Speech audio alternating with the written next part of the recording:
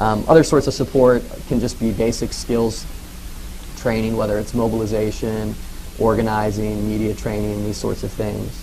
And then kind of like the major things you think about today when you think about international solidarity movements for Palestine: boycotts, divestment, and sanction. All these things work to chip away at the pillars of support that support the occupation and sort of the continued denial of Palestinian rights at large.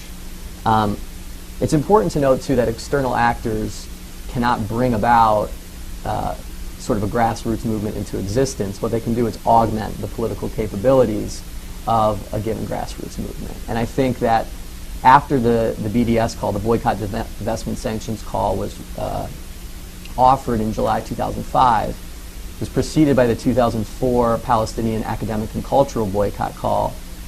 Both of these were indigenous, grassroots mobilized sort of calls that were represented Palestinians throughout the different parts of the Palestinian people. So the BDS call sought to achieve rights for all three groups of Palestinian people: those under occupation, the Palestinian citizens of Israel, and the refugee population. And the call basically asked for an end to the occupation and colonization of Arab lands. So you have Palestinians under occupation, their rights. A full sort of acknowledgement and a full acknowledgement of Palestinian citizens of Israel's rights to be sort of full and equal citizens with Jewish Israelis. And then respecting the rights of refugees is laid out in UN Resolution 194. These were sort of preceded by some other developments that really kind of got the ball rolling for these indigenous calls for Palestinian rights that have then been augmented by external actors. I won't get into sort of the timeline of it. But I think it's important to note that the BDS movement and the international solidarity movement, well, the BDS movement first was really a sort of grassroots, organic movement that rose up. The external actors that have taken part in it since, although they had been working before, have sort of joined on to this and augmented its capabilities. So we've seen a lot of successes just in the last few months alone. I won't go into detail on all of them. Some of the major ones, the TIA-CREF decision to divest close to $73 million worth of shares from Caterpillar, because it sells weaponized bulldozers to the IDF, which they use to uproot olive trees and knock down Palestinian homes. The Quakers also decided to divest about $900,000 worth of shares from Caterpillar. Both the Methodist Church and the Presbyterian Church have recently adopted resolutions urging the boycott of settlement goods. I think a really important thing is that states are becoming more involved. South Africa has recently made a decision that it will now brand all goods that come from settlements as made in occupied Palestine. And Denmark has made a decision to do something similar, but I'm not sure exactly how they'll denote these products. And then you've had, again, all of these things have happened since May, so we've seen the ball has really been rolling quickly. The UK National Union of Students has promoted a sort of a new campaign reaching out to student groups throughout the UK to push for divestment for their universities. Arizona State University, a major school, has also the Student Senate passed a resolution urging the school to divest from any companies that profit from the occupation. And I think another thing that's sort of not quite as tangible or quantifiable is kind of the discursive effects. And the way that people talk about the conflict, the way that they talk about the occupation and the denial of Palestinian rights is much different than it was 5 or 10 years ago. Thomas Friedman actually wrote an article, I think it was fall of 2011 last year, talking about the Israeli lobby. And I read the article a few times because it sort of shocked me that Thomas Friedman was writing about this in the op-ed pages of the New York Times. And I compared some of the sentences to Walton Mearsheimer's book, and they were almost mirror images of each other. If you think back to 5 years ago or 6 years ago when the book came out, or the original article came out, the hysteria over it was insane. And now you have Thomas Friedman writing things like this. And there are, of course, a whole host of other similar anecdotes that I could provide on this, but this was kind of one that I thought was the most interesting.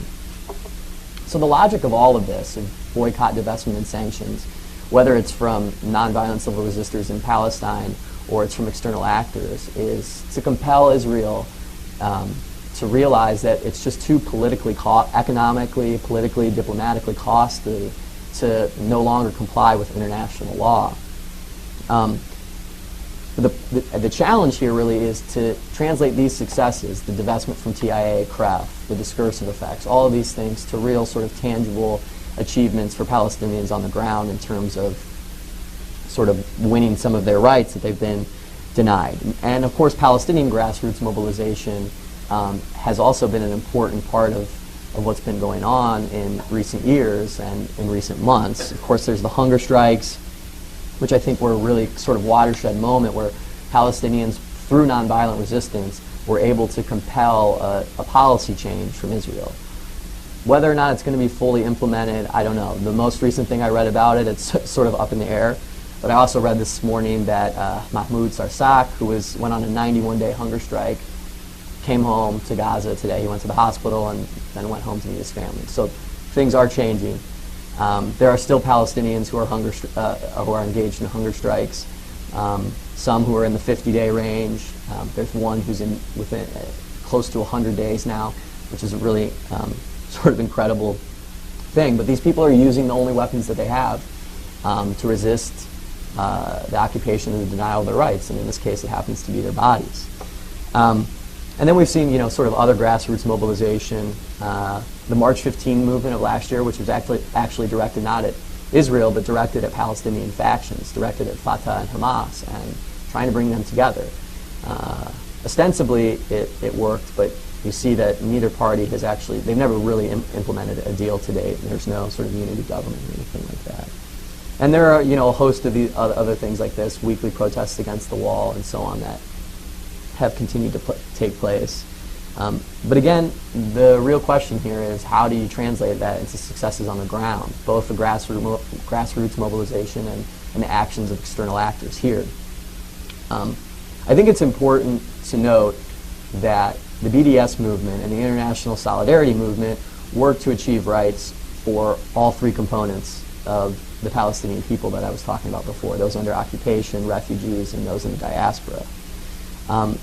The diplomatic effort, the top-down diplomatic effort engaged in by the PLO, the PA, the United States, Israel, the Quartet, really essentially leaves out considerations of Palestinians in Israel and their rights, and is willing to sort of throw a token to Palestinian refugees, but certainly goes very far from working to achieve their rights according to international law and UN Resolution 194. I think that external actors can be incredibly important in helping all three segments of the Palestinian population achieve these rights, particularly given the fact that the political apparatus, the Palestinian Authority, doesn't seem particularly interested in this. Actually, Akiva Elder, who's a Israeli journalist, just had a piece published in National Interest, sort of about the turn in Israeli politics and the effects it's had on the PA. And he more or less said that the PA has kind of gotten into this place of complacence where the peace process is more of an industry than anything. And I think this kind of rings true if you really look closely at it.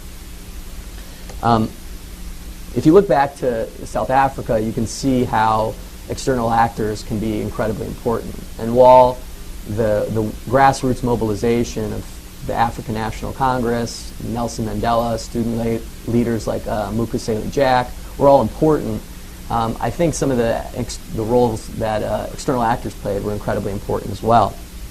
The U.S. Congress actually passed a resolution, I think it was in 1987, called the Comprehensive Anti-Apartheid Act, which was a critical component of sort of the overall boycott movement against South Africa. And obviously, we can't expect anything like this from the U.S. Congress anytime soon related to Israel-Palestine, but I think these are the kind of things that we can push for, or that the external actors can push for with other states that could be incredibly important. Moving forward, I think it's important that that nonviolent civil resistors and external actors understand that sometimes you just can't reach your opponent in a sort of contentious politics situation. You just are going to be unable to really resonate with them. And scholars of nonviolent resistance talk about extending the great chain of nonviolence, which means essentially you just try to bring everybody under your umbrella that you can. So if you can't necessarily bring in Israel, or you can't necessarily bring in a larger component of the Israeli body politic, at least you can extend the chain throughout the international community. So I think an important factor, or an important campaign to undertake, and this is something that the BDS movement has done, but to continue to do, is to pressure states, Latin American states, Western European states, to really get on, do sort of the things that South Africa and Denmark have done recently. And I think that can really help to turn the international tide in some ways. I also think that it's important not to just work to get corporations like, or not to get divestment from corporations like Caterpillar and Motorola, but to actually pressure those organizations to no longer sell equipment to the IDF, no longer sell weaponized bulldozers, no longer sell communications equipment and these sort of things. And this is something that, I mean, has obviously been worked on, but I think if the pressure was really ratcheted up, it could really help sort of the cause of nonviolent resistance in Palestine. In closing, I think that this is like I said, a really exciting time to be talking about this sort of thing. And I think it's also a really propitious time for nonviolent civil resistors in Palestine in general, given the attention of the international community on the region.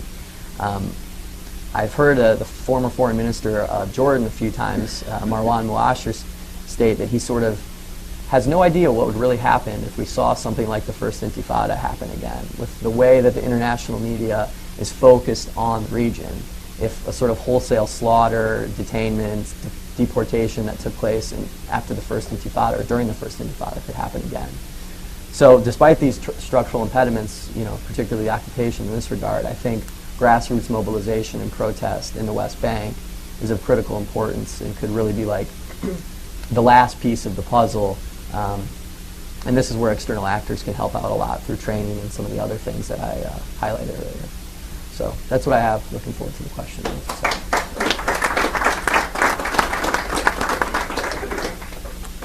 Great. Thank you very much, Adam. So turn it over to Phyllis. Well, thank you all. Thanks to the interns of the Palestine Center, and thank you all for coming. This is a very good background on sort of the situation on the ground. I'm going to start from the vantage point of the failure of diplomacy. And I say that as somebody who, usually when we're talking about U.S. foreign policy, I'm always the one that's saying, no wars, we need diplomacy. We don't need war against Iran. We need more diplomacy. We don't need war against Syria. We need more diplomacy. In Palestine, the way they've defined diplomacy, pretty much it's over. It ain't working. Because it's diplomacy that's based on a false premise. It's a diplomacy that's based on the idea that the two sides, the Israelis and the Palestinians, can be brought to the table as equals, and the goal becomes reconciliation. How do you end a conflict? Without taking into account the conditions that create this vast disparity of power between the two sides. So that you're talking about bringing to the table, as if they were equals, a country whose military is the fourth most powerful military in the world, by far the most powerful in the region, the only nuclear weapons power in the region, the 23rd wealthiest country in the world, and the one country which the sole superpower in the world is pledged by law and commitment to defend no matter what they do. That's one side. The other side, you have an occupied population without a government that has actual power. You have an authority with a derivative, some crumbs of authority granted to them on occasion, but without any actual power, which has no independent economy because it's not allowed to export anything, that is besieged and occupied in all of its territory, controlled by another country, and where issues like the idea that after there are, quote, two states, that state would have control over its own territory, meaning the borders, control over its own airspace, control over its own water, or would be allowed to have a military like any other country, is simply taken as for granted that none of those things apply. So those are the two supposedly equal sides that are brought to the table. That's why it hasn't worked. 21 years of this so-called peace process, and it hasn't worked. So in the context of that kind of a decades-long failure, it's not surprising that when the Obama administration or anybody else announces that we may be seeing the resumption of the peace talks, it may happen, people are looking at them and saying, yeah, and what's your point? Because after 21 years of failure, the idea that we're going to go into the same procedure and go to 22 years of failure, 25 years of failure, this isn't anything I think anybody's really looking forward to. We need an entirely different kind of diplomacy. Not the same kind, not more diplomacy, but different diplomacy. And that diplomacy has a lot to do with the United Nations and international law and human rights, rather than power as the question of what's the basis of how we're going to solve this thing. So you have now a scenario, just to touch for a minute on some of the points that Adam raised about the nonviolent movement inside the Palestinian territories, which I agree is a hugely important issue. It's a somewhat separate issue from the credibility of the various political parties, the credibility of Hamas, the credibility of Fatah, the credibility of the left parties, the credibility of the PA. All of that is problematic. But for me, as an outsider, I'm not an Israeli or a Palestinian. I don't get to choose, who's the legitimate representative. But I can look at the question of what is my government doing about the issues of international law and human rights. And is our policy, our foreign policy, based on even what we claim in other places, even if we don't implement it, at least we claim that in other places it's based on those things. In the question of Israel-Palestine, there's not even the claim that's made. But we do have a scenario where there is now this independent movement, which is essentially saying that the diplomacy as we have had it for 21 years is simply irrelevant. Some people oppose it, some support it, but for most it simply doesn't have any bearing on changing the situation, on ending the occupation, on achieving equality for Palestinian citizens of Israel who have the rights of citizenship but don't have the rights of nationality. And when you have a country where only half the rights are citizenship rights and the others are nationality rights, it's fundamentally legally unfair, and where the refugees have so far no hope in any of these diplomatic processes of seeing their rights even acknowledged, let alone realized. So the question of what that movement looks like is one of the things that led directly to the call in 2005 for a global campaign of boycott, divestment, and sanctions coming from Palestinian civil society. Overwhelmingly popular, 170 organizations, Palestinian women's organizations and trade unions and student groups, pretty much everybody supported the call for what became known quickly as BDS. Now that doesn't mean that calls for boycotts and divestment and all these things started suddenly in 2005. Caterpillar has been a target of divestment campaigns since 2003, when an Israeli soldier driving a Caterpillar bulldozer killed Rachel Corrie in Gaza. So these campaigns have a longer history.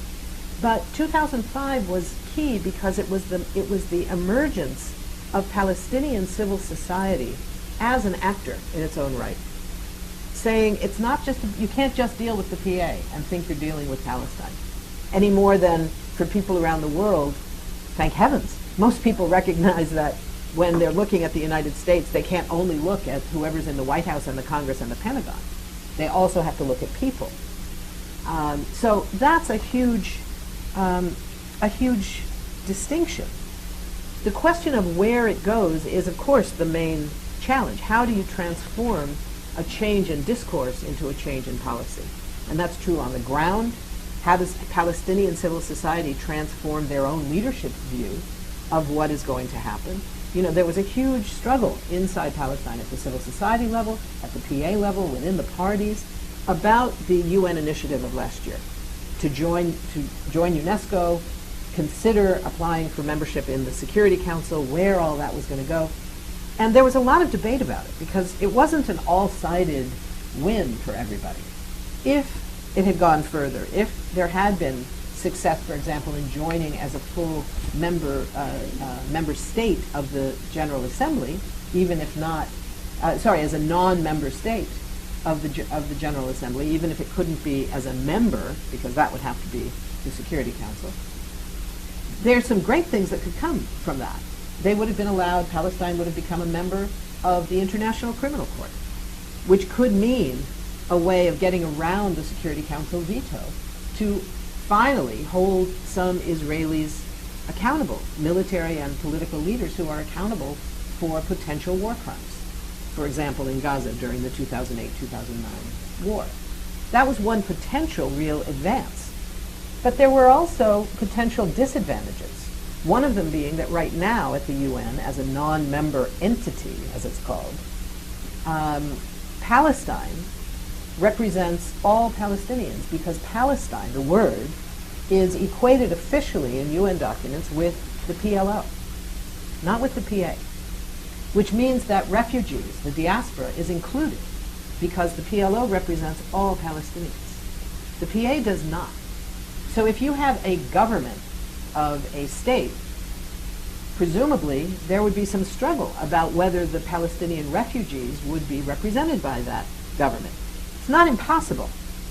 Any government can claim to represent its own diaspora, and some governments do, but it wouldn't come automatically. And given that the view is of most Palestinian refugees, not all, but most, that the Palestinian diplomatic team in and around the UN has not sufficiently represented the interests of refugees when they're supposed to be, because it's supposed to be the PLO, there's still a problem of whether they would do it when they're not even supposed to be doing it. So there were some serious debates about whether this was an all-sided advantage.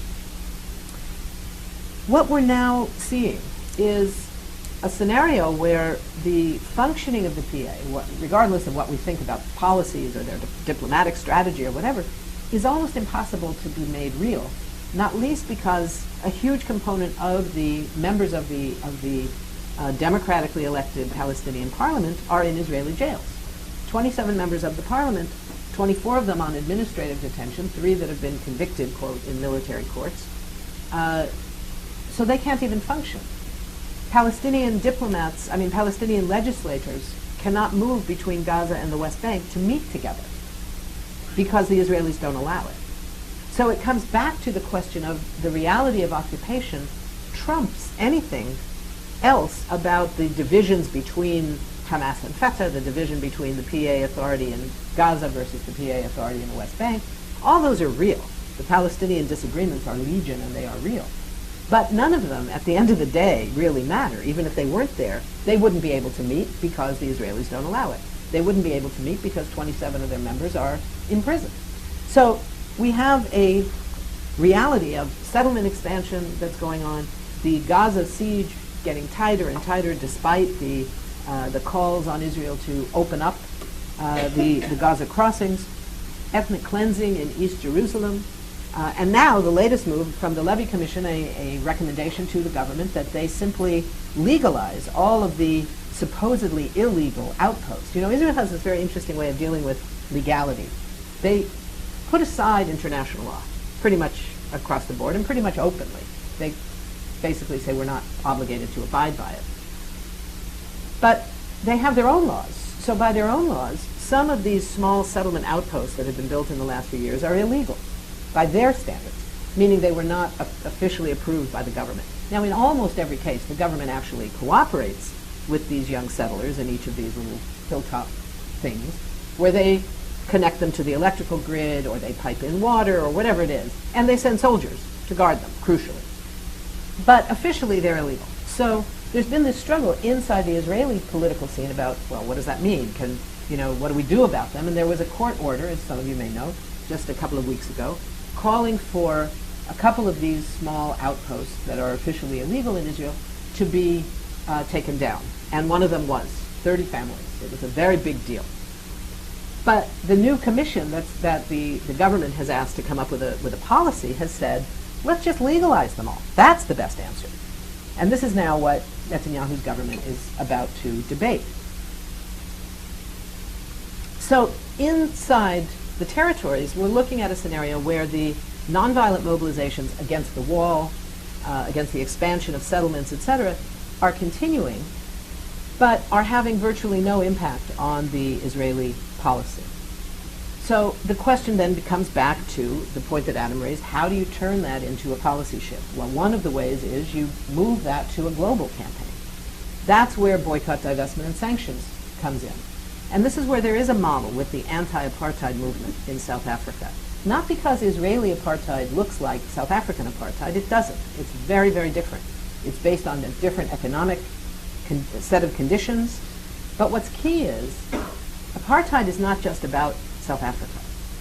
In international law, there's something called the International Covenant for the Suppression of the Crime of Apartheid, which makes very clear that it is not only about South Africa and Namibia, which at the time it was passed were still apartheid states. It's about a very simple concept, that if you have a piece of territory where there are two sets of laws, two legal systems for two different groups of people, that's designed to privilege one group at the expense of the other group, that's apartheid. It's actually a very simple concept. The American South during the Jim Crow period was an apartheid region under the terms of the international law. It was passed in 1973, so it probably didn't exist through most of the civil rights period. But that's what it was about. Israel has 2 or 3 different legal systems for different groups of people living in the same territory. So if you're in the occupied West Bank, if you are a Palestinian kid who gets arrested by somebody for throwing a rock against a car, you will be arrested by Israeli soldiers and put on trial in Israeli military courts, even if you're a kid. If you're a settler kid who throws a rock against a car, you will be arrested by Israeli civilian police and put on trial, if you are, in the Israeli civilian juvenile court system. And you could do that from 10 feet away.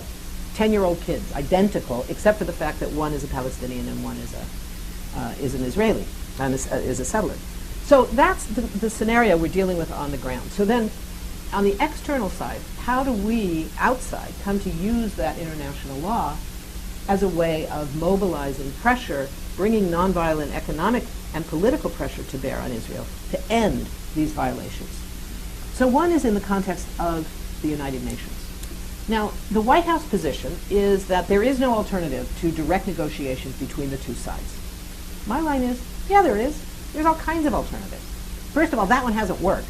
And it was Albert Einstein who said that if you do the same thing over and over again and expect the result to be different, that's the definition of what? Insanity. So, okay, you can call it what you want, but it sure isn't working. So what would a UN-run proposal look like? There's a lot of possibilities. One was mentioned in 2006 by then President of Brazil, President Lula. Brazil always opens the general debate at the UN every year. I'm not exactly sure why, but it's a tradition. Brazil gets the first speech after the Secretary General. And in Brazil's speech, it was a sort of generic speech about what Brazil's plans were for that year. In the middle of it, he says, on the question of the Middle East, we should be clear that the major powers have controlled the diplomacy for all these years and they have failed. Isn't it time for the smaller countries of the world, the countries of the global south, in the context of the United Nations, to take up a new proposal?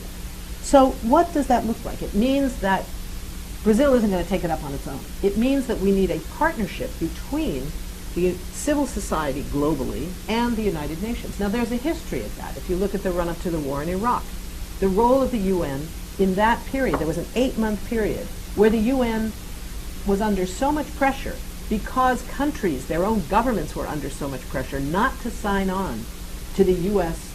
drive towards war, that the UN emerged as a partner of civil society in mobilizing against the war.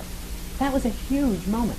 Didn't last very long. Lasted 8 months, and then it collapsed, and the UN gave in to U.S. pressure and signed off on the, quote, legitimacy of the U.S. occupation of Iraq. But that can change. You know, if you look at the question of accountability, how do we force accountability for violations of international law?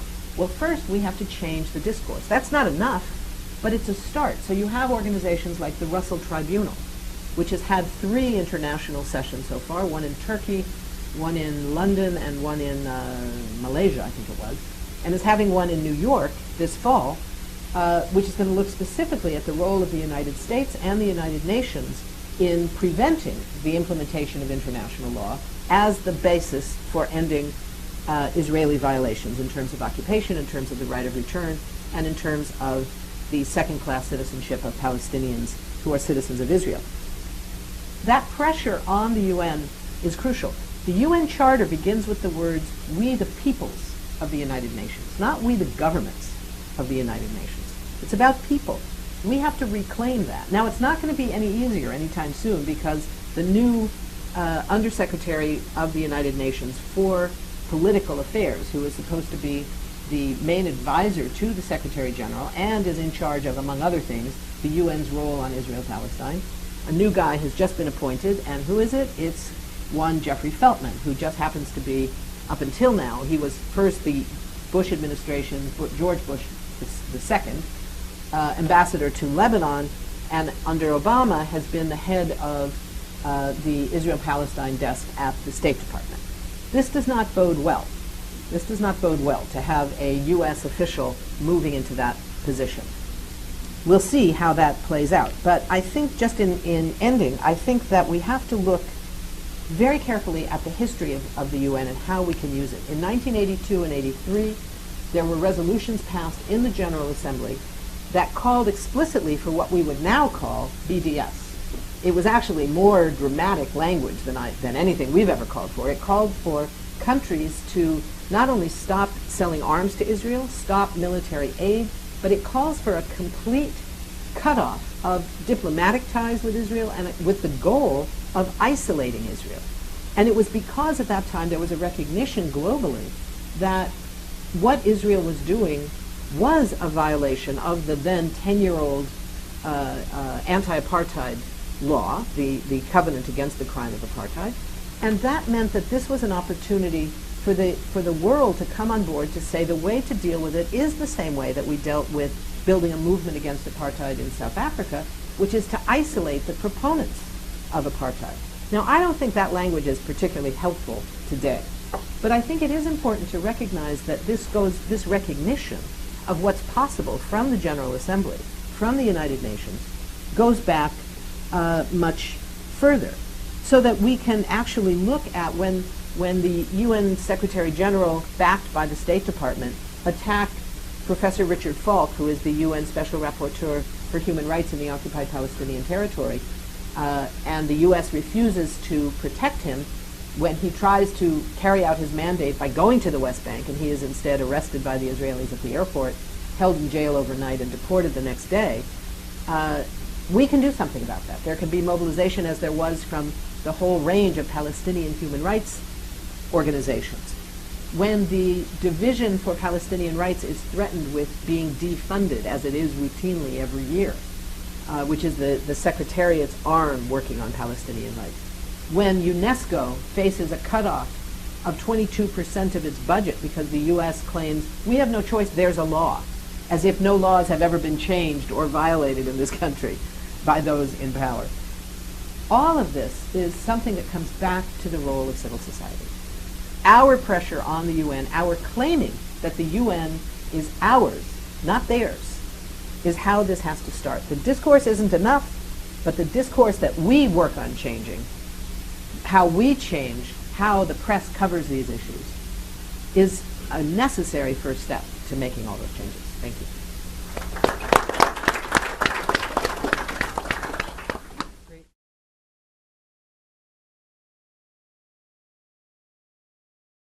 Dan Liebenbetter. Yeah, we talk about the nonviolent movements, and people often refer to the 1947 India era and also the movements, the civil rights movements in the 1960s. But did these movements really come about because of other conditions which favored the movements? Like in 1947, the U.S. practically told the British, you have to leave India. And during the 1960s, you had the Black Power movement, you had the war in Vietnam. So the civil rights movement, was necessary, in order to give the black people equal justice. So what I'm asking is, do any of these conditions exist today? Other strong movement which allows for a nonviolent movement, and if not, what should that movement be? Well, I mean, if you want to talk about India, Gandhi was organizing and mobilizing for decades, essentially. So were people like Martin Luther King and the Reverend James Lawson. I mean, what you're really hitting at in your question is this sort of dichotomy that I was discussing at the beginning, this question of agency versus structure. Frankly, I'm not sure how useful of a debate that is, except if you're in a classroom. If you're people trying to organize a nonviolent resistance campaign, it's not really a question that you're going to sit there and discuss. Now, if you're asking are the structural conditions conducive to nonviolent resistance movement for Palestine, I mean, that's a difficult question to answer, but I think no matter how you want to answer the question, it doesn't really matter, because Palestinians have been denied their rights for over 60 years now in some cases, and so you just need to mobilize, you need to organize and work. And I think in some ways, there are things that we can look to say, well, maybe the structural conditions are changing a little bit. Something I forgot to mention that Phyllis sort of alluded to was this idea of, if the Palestinians would have become a non-member state, they would have had access to the International Criminal Court. We've seen sort of the diffusion over the past maybe decade of individual criminal accountability for leaders. Things like this we didn't see decades ago. It used to be sort of state accountability based on the Nuremberg trials. But now you see people like Charles Taylor being indicted, and these are the kind of things that Palestinian civil society and external actors can exploit. We've seen leaders like Tzipi Livni, who was the foreign minister during the Gaza siege, not go on trips to the UK because of fear of being arrested and things like this.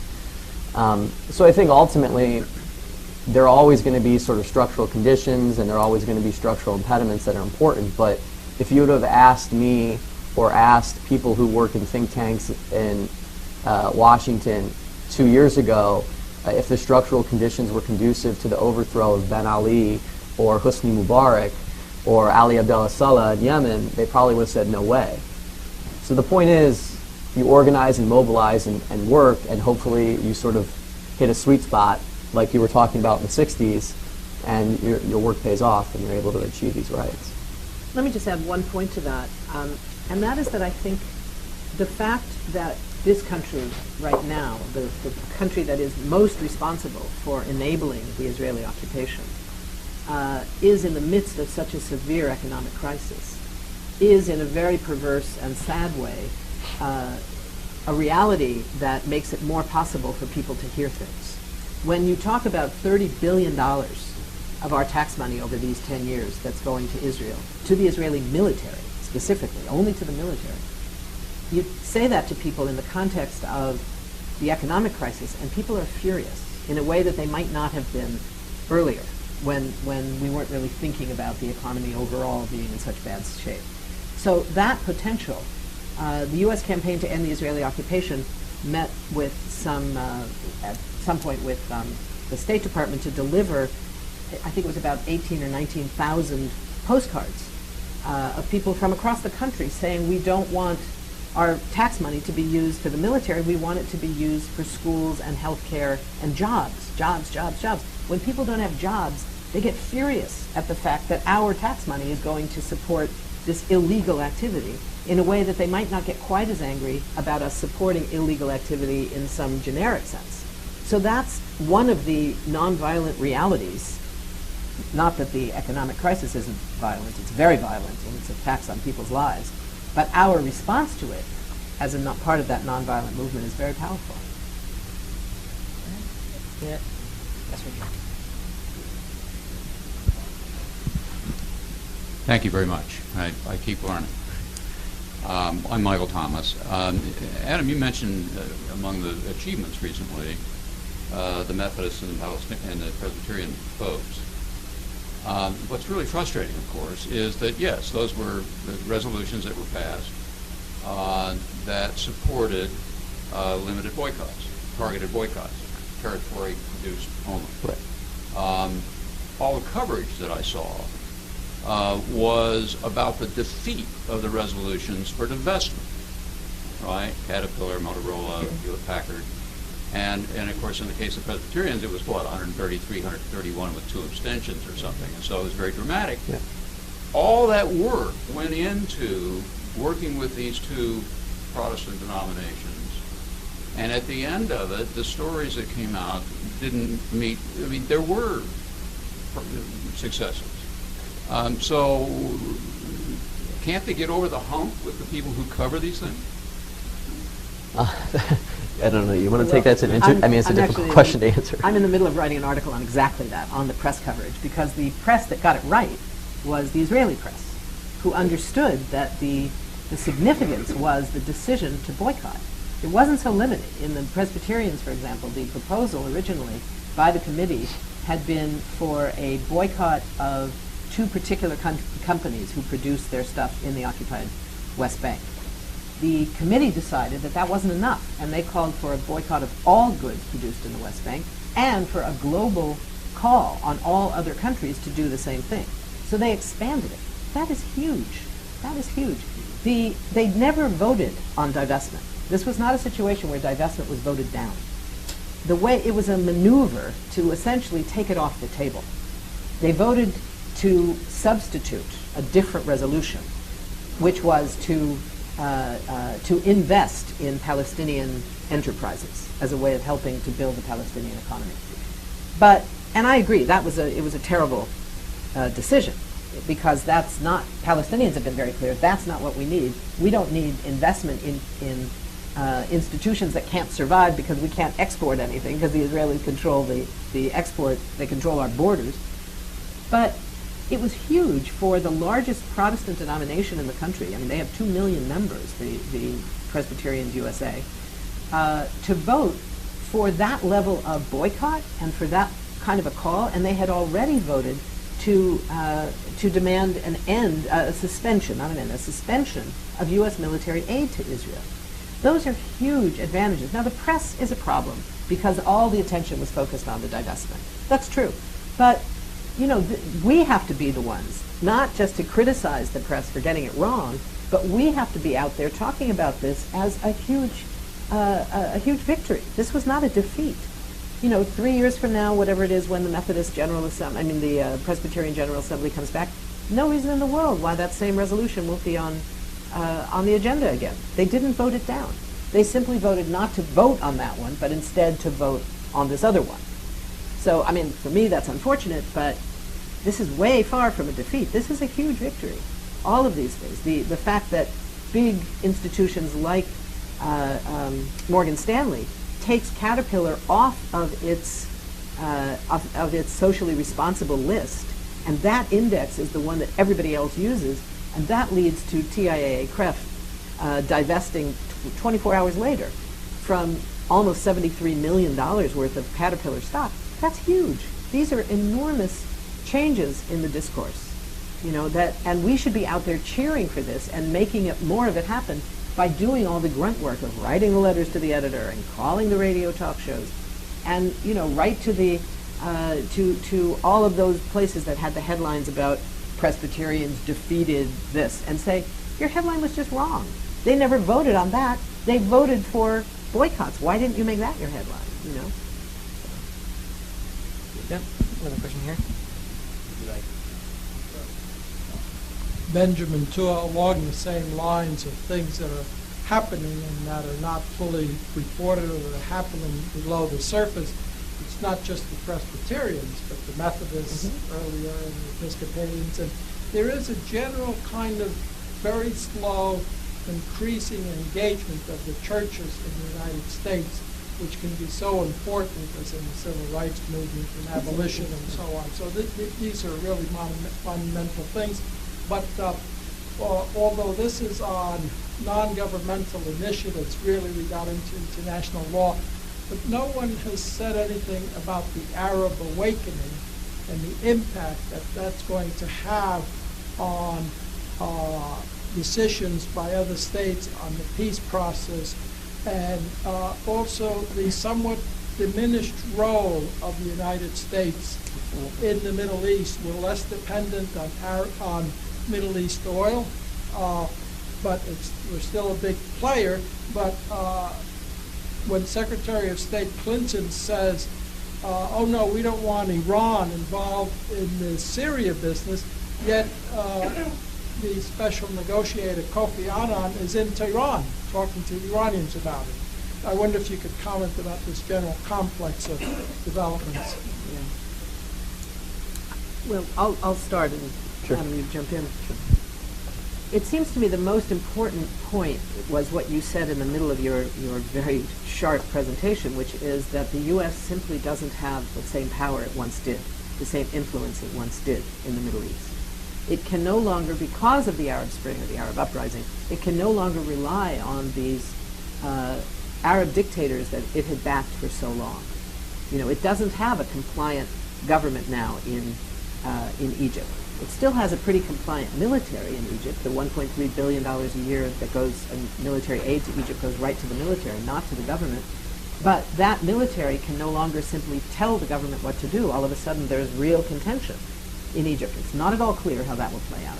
But that same kind of scenario is happening in a lot of other places around the region. One of the dangers, of course, is that the one area where the U.S. is still the unchallengeable superpower is on the military side. And when your only viable instrument is the military, you got to watch your back, because that's when you get the threat of using the military, because your diplomatic influence and your economic influence and your cultural influence are simply not as powerful as they once were. This is a very serious threat that we're looking at in Iran, in other places. It comes back to the same thing the U.S. did in Libya, where they went to ask for NATO's opinion. Should we intervene militarily? Well, NATO is a military alliance. That's all they know how to do. You ask them, they're going to say yes. You know, it's the hammer and the nail thing. If you're a hammer, everything looks like a nail. If you're NATO, everything looks like it requires military intervention. So that's what we're facing right now in the region as a whole. There's a serious threat of U.S. military power being used because it's the only really available power. But I think that what we're seeing is governments that are not only not accountable to the U.S., but they are far more accountable to their populations than we've seen before. That's true in Egypt, problematic and troubled as it is. It's certainly true in Tunisia. I don't think we can say that about Libya. I think the Libyan model is still not a good one. I think that that government is still seeing itself as beholden far more to, quote, the West than it is to their own population. But we'll see how that plays out. But, you know, this is a very different region. And one of the models is this whole question of the first Intifada, as Adam was speaking of earlier, was in many ways the precursor to the Arab Spring. It was overwhelmingly nonviolent, and crucially, it wasn't just that it didn't involve weapons, it did involve every sector of society. That's what was so powerful about it. It was a shakeup. You know, the term Intifada doesn't actually mean uprising, which is how the Palestinians sort of chose that as the closest English equivalent. But it really means something more like a shaking up or a shaking off. And it was much more referencing the internal effect within Palestinian society. So challenging patriarchy, challenging the dominance of the big tribal leaders over everybody else, challenging the exclusion of young people from decision making. All of those things were shaken up in the first Intifada, and that's a lot what we're seeing in the Arab Spring as well. I mean, I'll just say I'm not really sure what the geopolitical configuration of the Middle East is going to be like 5 or 10 years from now. And while we may have governments that are emerging that are less beholden to the United States, I'm still a little wary of saying, well, the major effect of the Arab uprisings is going to be a new configuration of the Middle East where the United States doesn't have as much influence. I mean, the trajectory of these revolutions, if you want to call them that, is anything but determined at this point. And you look at Egypt, and they've been involved in some sort of low-level diplomacy issues related to Gaza and other things like, and prisoner deals and things like this. But to necessarily say that they're going to sort of change their orientation, given the fact that they're still going to receive, a hefty amount of military aid from the United States, they need money from somebody, and they're looking to get it from the IMF right now, which comes with all sorts of strings attached and these sort of things. So, Egypt will still be accountable to a certain extent to the West. I think I'd like to just sort of talk a second about what Phyllis finished on in the first Intifada, and sort of the way that Palestinian civil society chose to really challenge kind of all aspects of inequity in the society. And I think that this is really the critical component when you want to talk about the Arab uprisings in Palestine. It's not so much about the change in the Middle East order as much as it is a sort of re-demonstration. It was demonstrated once during the first Intifada, and we've seen it again demonstrated, a little over 20 years later, that when people decide that they're no longer going to submit, that they're no longer going to offer their consent to oppression for whatever reason, whatever the sort of tinderbox that lit this decision was, it can have a really powerful effect. And I think once that is sort of lit to a sort of full scale in the West Bank and Gaza, that's when we'll see a real sort of critical change in terms of Palestinians achieving their rights. I don't think it's ultimately going to be because Egypt is less reliant on the United States or the regional order is more conducive to peace.